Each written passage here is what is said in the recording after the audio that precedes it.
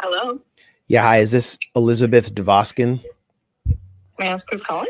Yeah, hi. It's Max Blumenthal from the Gray Zone, and I'm here with my colleague Aaron Maté.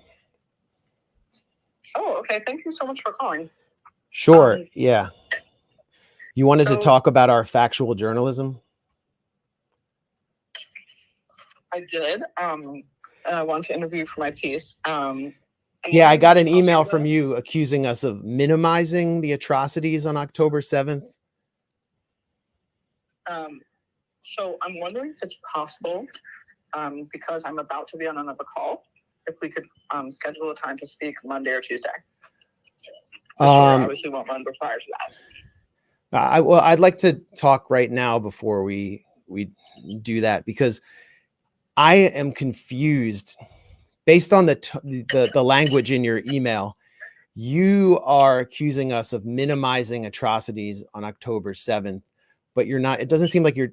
I'm trying to figure out what you're trying to do here and why it seems like you're planning to attack the investigative journalists who have helped expose a major scandal, us and Ali Abu Nima, which has been confirmed even by Israeli media and by Israeli military officials like Colonel Golan Vak, in which Israel killed Israeli civilians on October 7th. There were friendly fire orders. You're attacking us instead of doing the investigation yourself on this scandal.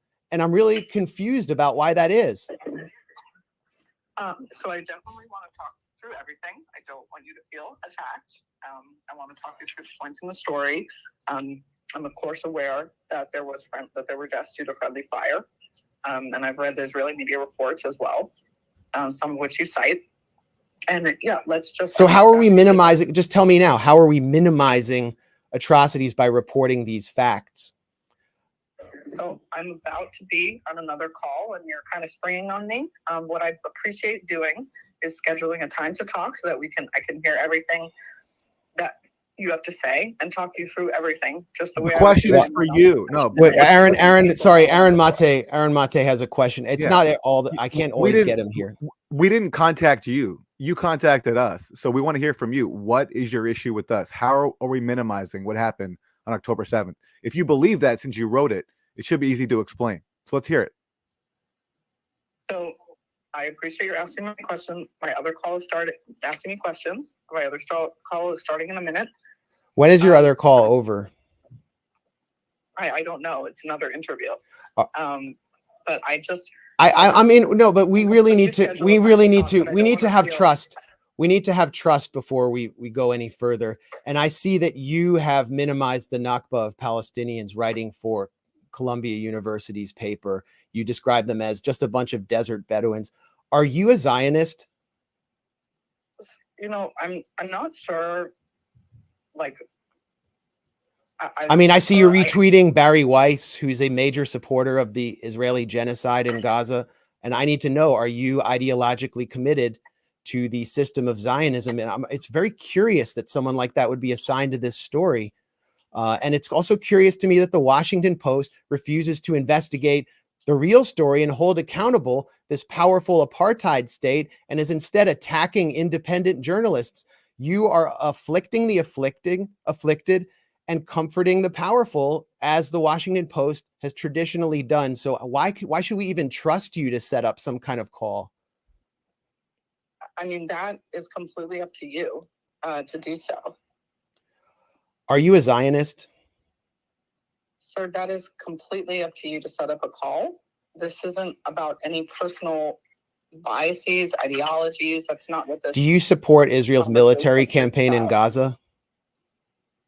Excuse me, what is it? I feel like you're interrogating me and my other call is starting. You deserve to be interrogated. It's highly inappropriate that someone who seems to have such deep affection for an apartheid state committing genocide would be assigned to this story and is attacking independent journalists who've produced factual journalism on a major scandal instead of holding to account the state and military responsible for that scandal.